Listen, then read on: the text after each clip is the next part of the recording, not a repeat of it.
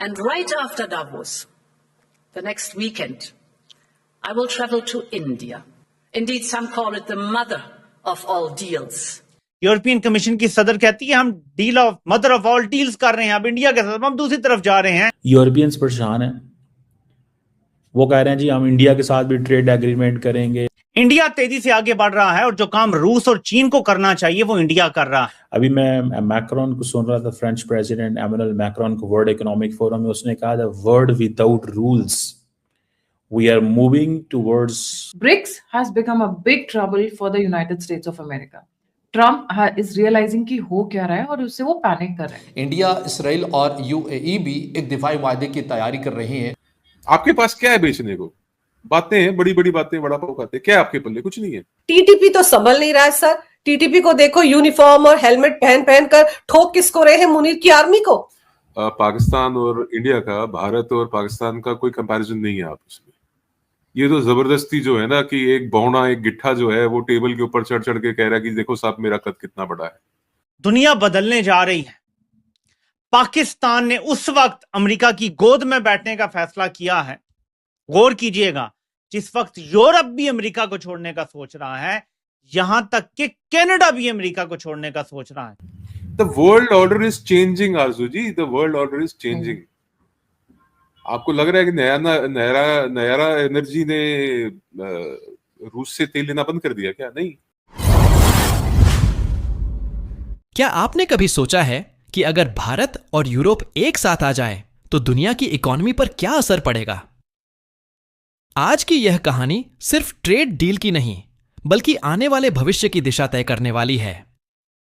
डवोस से निकली एक बड़ी खबर ने ग्लोबल मार्केट में हलचल मचा दी है, जहां उर्सुला वॉन डर लायन ने इशारा किया कि भारत और यूरोपियन यूनियन एक ऐतिहासिक फ्री ट्रेड एग्रीमेंट के बेहद करीब हैं।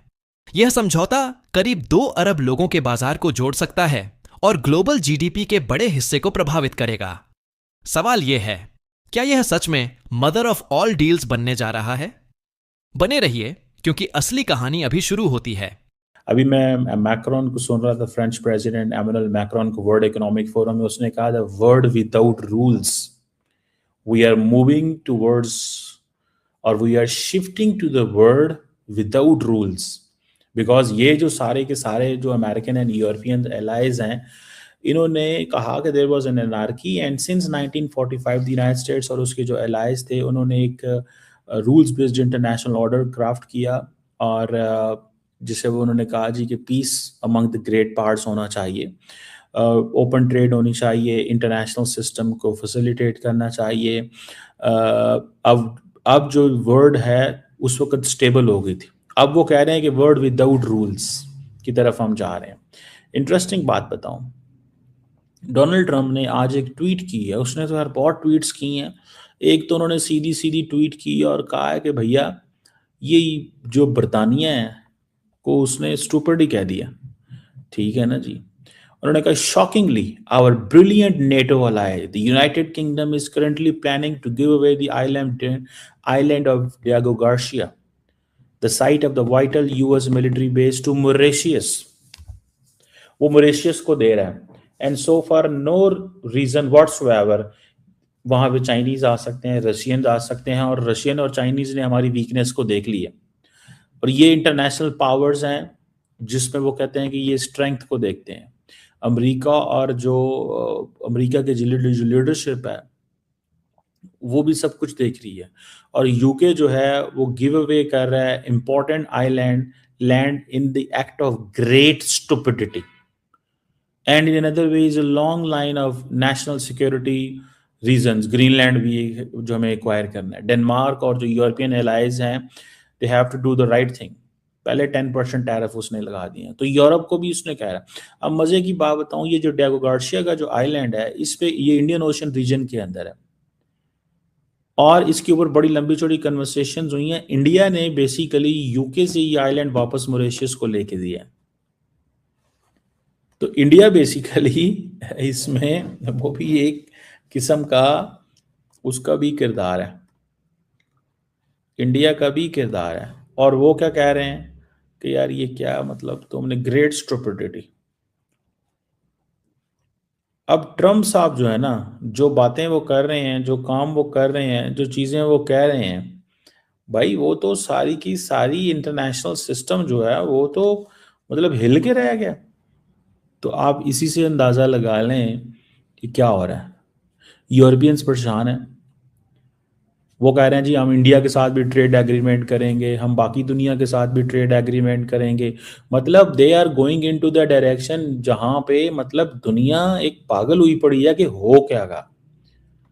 आप पूरी दुनिया की हेडलाइंस आप देखें, वॉल स्ट्रीट जर्नल की आज की हेडलाइन ये थी कि जी Trump threatens on Greenland, mobilise allies.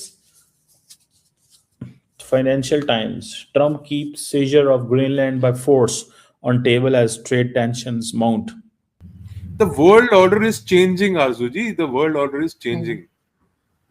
आपको लग रहा है कि नयारा एनर्जी ने रूस से तेल लेना बंद कर दिया क्या? नहीं,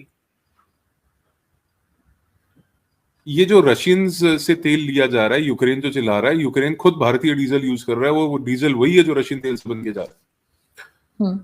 यूरोप के अंदर यहां से भारत से तेल जा रहा है। भाई आपके पास क्या है बेचने को? बातें हैं, बड़ी बड़ी बातें, बड़ा पाव खाते, क्या आपके पल्ले? कुछ नहीं है। तो वो जो बक्सा लेके घूम रहे थे ट्रम्प के पास वो क्या था? तो भाई एक बात बताओ, उस बक्से के बाहर क्या है तुम्हारे पास? यार ऐसे होते हैं क्या मिलिट्री के जनरल? वो 5 तारे लगा के घूम रहा है, वो 4 स्टार जनरल से 5 स्टार, एक 6वां और लगा दो उसकी हैसियत के मुताबिक। है तो मतलब 6 वाला ही है ना वो, उसकी हैसियत औकात तो वही है ना। उसको दे दो 6वां तारा, उसको बोलो यार ये छक्के की तरह तुम भी घूमो। क्या तुम क्या बेचते हो भाई? क्या बेचते हो? क्या है तुम्हारे पास? रिफाइन कर सकते हो रेयर अर्थ को? You have the resources. Russian crude जो हेवी क्रूड होता है, सौर क्रूड बोलते हैं जिसको, रशियन क्रूड मंगाया था ना आपने, रिफाइन हुआ आपसे? कुव्वत है? Do you have the technology, do you have the machinery to refine Russian crude? नहीं ना, नहीं कर सकते ना। आप रेयर अर्थ मेटल्स को कर लोगे रिफाइन? तो वो उसके लिए किसी ना किसी कंट्री से बात की जाएगी ना जिनके पास। सुनो मेरी बात, आप बलोचों का माल बेच रहे हो, जो दिखा रहे हो ना उनको कि बलोचों का माल है। वहां पे खैबर के अंदर पठान, नीचे यहां पे बलोच। जब भागोगे ना, कहां कहां पे गोली मारेंगे, कहां कहां छेद बना देंगे शरीर में, पता नहीं लगेगा। भगा भगा के मारेंगे। आपको क्या लग रहा है कि इट्स सो इजी? दावोस में चल रहे वर्ल्ड इकोनॉमिक फोरम के मंच से दिया गया यह बयान सिर्फ एक औपचारिक घोषणा नहीं था, बल्कि भारत यूरोप रिश्तों में नए युग का संकेत था।